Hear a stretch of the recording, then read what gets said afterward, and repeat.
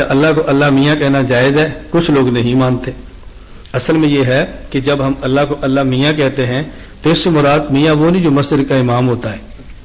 یہاں میاں ایک عزت کا لفظ ہے، اور اللہ کے لیے عزت کا لفظ عرف ویسے استعمال کرنا قطعا ناجائز نہیں ہے. اس لیے اس کو میں نے اس لیے کہا نا، ہر بات کو فوراً ناجائز کہہ دیتے ہیں اور آپ نے عرف کا لحاظ نہیں کرتے. آپ نے پچھلے سبق میں کہا قرآن اجماع سے ثابت ہے، اور اب کہہ رہے ہیں قرآن تواتر سے ثابت ہے. تواتر کسے کہتے ہیں؟ اور اجماع اسی کا معنی ہوتا ہے کہ پوری امت متفق ہے، اسی کا نام تو اجماع ہے. اجماع اور تواتر میں کوئی مخالفت تو نہیں ہوتی.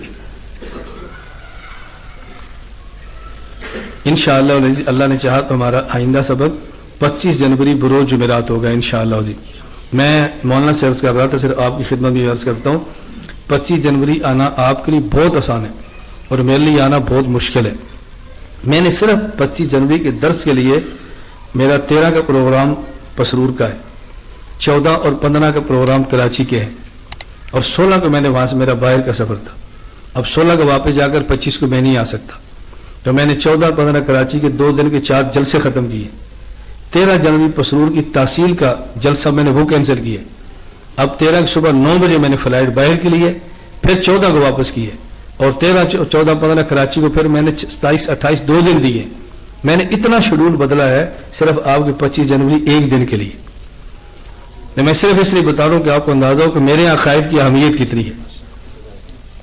میرے اس کی اہمیت کی اتنا میں نے سفر تبدیل کیا ہے صرف اس کے لیے کہ یار مسئلہ ہمارے یہاں بقرہ عید پر کراچی میں گزشتہ سال سے تحقیق المسائل کا دورہ شروع کیا.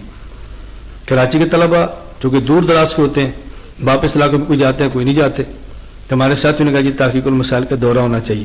میں صرف آپ کو اہمیت بتا رہا ہوں. مجھے ایک شخص نے 4 لاکھ روپیہ دیا حج کرنے کے لیے.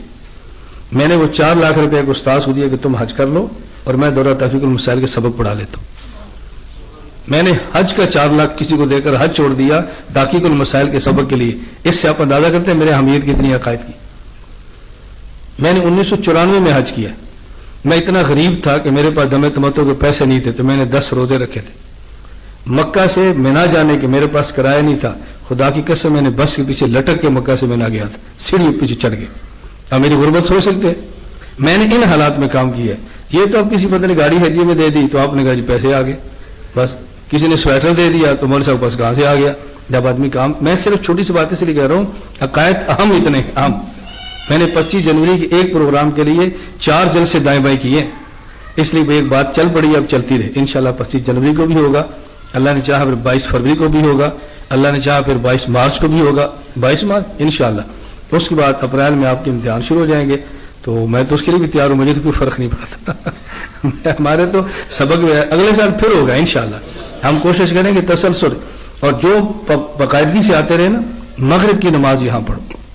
آپ کے نانے کی وجہ سے تو مولانا کہتے ہیں چلو تھوڑی سی تلاوت ہو جائے، چلو تھوڑی سی نعت ہو جائے.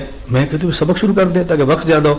مولانا فرماتے ہوئے ہماری خواہش ہوتی ہے کہ سب ساتھی پورا سبق سن لیں، اس لیے تھوڑا سا انتظار کر لیں. اتنی مشقت میں برداشت کرتا ہوں. آپ مغرب کی نماز یہاں نہیں پڑھ سکتے، بس مغرب یہاں پر ہوتا ہے، مگر فوراً بعد آپ شروع کریں. 1.5 گھنٹہ کسی عقیدے پر تفصیل سے بات تو ہو نا، تو آپ اس کا اہتمام فرمائیں. اللہ ہم سب کو عمل کی توفیق عطا فرمائے. الحمدللہ رب العالمین والصلاة والسلام علی رسولہ وعلی آلہ وصحبہ اجمعین. اللہم انا نسألک علما نافعا وعملا صالحا متقبلا ورزقا واسعا طیبا اجمعین برحمتک یا ارحم الراحمین.